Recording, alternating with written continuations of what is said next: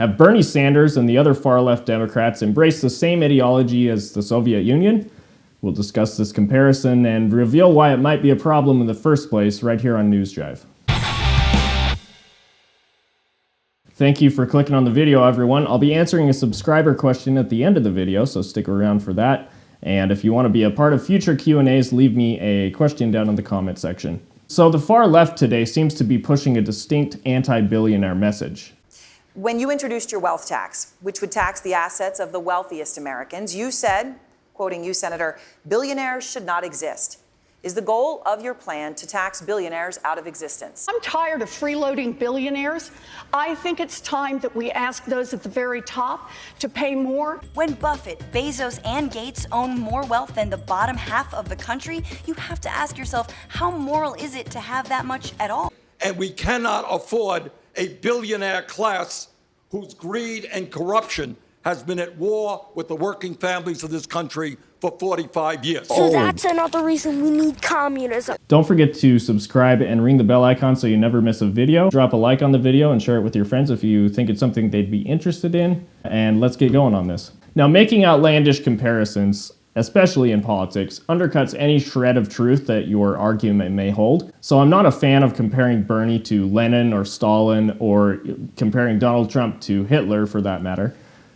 Bernie is not a communist. I don't agree with much of what he says, and he's bad enough as is. We don't have to make these outlandish comparisons. But I can't help but see the similarities between attitudes towards billionaires today and attitudes held in the Soviet Union. For those of you who may not know, one of the main goals of the Soviet Union in its early days, starting around 1928, was to rid the state of what they called kulaks. These were a class of farmers who were wealthy enough to own and lease land and employ workers. Stalin, and to a lesser degree Lenin, felt that these kulaks were exploiting the serfs that worked for them, and that no one person should hold that much wealth. Here's what Stalin had to say about it. In order to oust the kulaks as a class, the resistance of this class must be smashed in open battle, and it must be deprived of the productive sources of its existence and development. This is a turn towards the policy of eliminating the kulaks as a class. Without it, talk about ousting the kulaks as a class is empty prattle, acceptable and profitable only to the right deviators.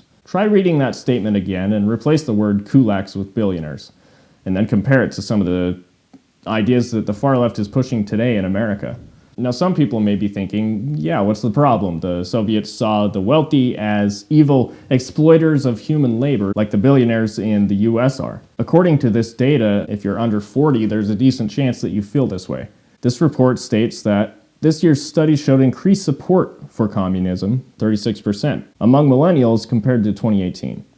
Opinions of capitalism took a steep decline from 2018 to 2019, with only 1 in 2 millennials ages 23 to 38 and Generation Z ages 16 to 22 having a favorable opinion of capitalism.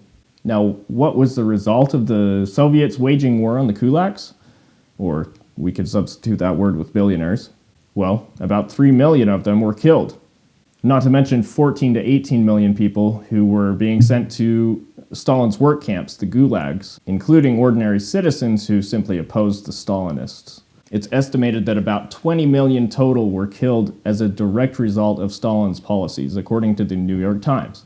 That number does not include deaths from man-made famines in Ukraine and Russia, or the wars. A similar thing happened in Cambodia in the 1970s when Pol Pot was in power. He decided that a self-sustaining agrarian society was all that mattered, and no cost was too great to achieve it.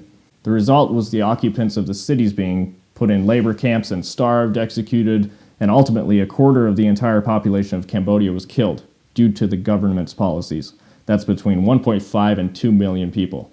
That was less of a classicide and more of a genocide, but of course they won't call it that. The effects are the same nonetheless. So that's another reason we need communism. This draw to communism represents a profound historical illiteracy or denial or both. And people are going to start screaming that real communism has never been tried in modern history. And that might be true. You know why? Because socialism, which is defined by Marx and in the Communist Manifesto as a transitionary stage between capitalism and communism, no one has ever even made that work yet. No one's even got past that transitionary stage from capitalism to communism. So yeah, fair enough. There may have never been a communist society, but that's only because they got stuck in socialism and could never get out. It fails long before they even reach the end goal of communism. Why does it fail? Well, that's a whole other video in itself, of course. But the short answer is that people are evil and greedy. And when ultimate power is given to the state, the natural human proclivity towards malevolence kicks in. And just like all hierarchies, it tilts towards tyranny very quickly when there's no checks and balances. So can't we just eliminate the billionaire class altogether? The Democratic establishment seems to think so, at least the leading minds in it, as well as Bernie Sanders' campaign staffers. Here's a video put out by Project Veritas showing one of Bernie Sanders' campaign staffers spouting the same kind of garbage. Take a look. In Nazi Germany, after the fall of the Nazi Party, there was a ton of the populace that was Nazified. I mean, like, Germany had to spend billions of dollars re-educating people to not be Nazis. Like, we're probably going to have to do the same thing here. And that's kind of what Bernie's like, like, hey, free education for everybody, because we're going to have to teach you not to be a Nazi. There's a reason Joseph Stalin had gulags, right? Mm-hmm. And actually, gulags were a lot better than like what like the CIA has told us that they were. Like, people were actually paid a living wage in gulags. They had conjugal visits in gulags. Gulags were actually meant for like re-education. I would suggest that maybe he'd do well to learn a bit more about the conditions in these camps that he speaks so highly of. You can find the link to that video down in the description, as well as the rest of the videos and studies that I've cited here. I always talk about slippery slopes and how certain ideas can lead to worse ones and you just dig yourself into a hole. But this is not a slippery slope. This is a fast track. As I see it, it's a fast track to what happened in Maoist China, in Stalin's Russia, and in Cambodia, as well as many, many other countries. This sort of class hatred will lead nowhere good. It's based in envy, it's based in, some people claim that it's based in compassion, but truly, compassion is not an inherent virtue. As I heard someone say once, it's compassion that causes a mother bear to rip your throat out when she thinks that you're going to attack her cubs. There's a strong case to be made that some of these far-left policies like affirmative action and forced diversity quotas in companies and colleges are actually doing more harm than good to the people they're supposed to be helping. What do you think? Is there a fair comparison to be drawn between the ideologies of Marxism and the ideologies held by the far left in America today? This is my take on it. Let me know what you think down in the comments. I have a question here from Welsh Samurai 81 on Instagram. He says, hey buddy, hey man, how's it going? Three-part question for you. One, of the Democrats, whom do you think would be the weakest in general election and ensure a Reagan versus Mondale type landslide for the president? I think Bernie. Two, of the Dems, who do you think would be toughest opponent? I think Bloomberg, but he has zero chance of winning a Dem primary with all the woke socialism around these days. Three, of the Dems, if one were to win, whom do you think would do least damage, least worst of the bunch? I think Amy Klobuchar, but again, Dems won't pick her, not far left enough. And a non-political question, are you a skier or a snowboarder? Snowboarder. I tried skiing, just wasn't my thing. I've always been better on boards. I do love snowboarding though, and I live in the Midwest, so I get a lot of snow where I'm at.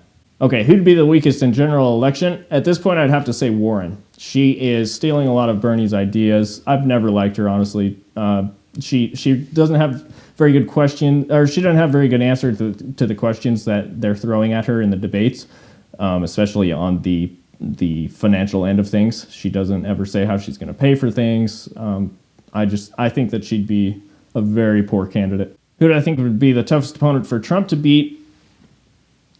For a long time, I thought that Biden was going to be the nominee, and I thought that he would be the toughest for Trump to beat, definitely, because he has that name recognition, and people have a soft spot in their heart for the Obama administration, and so they associate him with that. I think that he could very easily take the election from Trump. But now, since he's been doing so poorly in the debates, I know you asked this question, Welsh Samurai 81, I know you asked this question a few weeks ago, so a lot has happened since then. Yeah, Biden has been doing so poorly in the debates. I now actually think that Bernie has the best shot at beating Trump. Here's why. I think that he's appealing to the compassionate side of people with a lot of his policies, especially the Medicare for All and his stance on immigration, as well as some of the education grants that he's proposing. Well, free education really for everyone. I think that a lot of people are willing to overlook some of his more radical policies, like the ban on guns and such, because they really just want Medicare for All and the education thing. I think he has a better shot at winning than everyone's saying that he does. So yeah, I'd have to say Bernie would be the toughest for Trump to beat at this point, which is kind of scary, but it is what it is. I agree with a lot of what he says, but I'm not willing to overlook some of the more radical policies that he has. Okay, and then who do I think would do the least damage if they were president? You said Klobuchar. I'm going to agree with that at that point. At this point, for a while, I thought Tulsi Gabbard, even though she was kind of a Bernie supporter, but her stances on foreign policy and things are definitely different. I think that Tulsi Gabbard would have been, but I think she's basically out of the polls now. She's not even registering, and as far as I know, she's still in the running. But I agree with you. Klobuchar would do the least amount of damage. Either her or Pete at this point. Pete, I don't think he would get much done in his presidency, and therefore he would probably be a pretty safe candidate in all reality. So yeah, that's my take on that. Thanks a lot for the question. I appreciate it. Again, if you want to be part of future Q&As, go ahead and comment down in the comment section. Maybe just put Q&A at the top of your comment so I know to look for them. Okay, thanks again for watching, everyone. I will see you all in the next video on NewsJive. Until then, have a great day.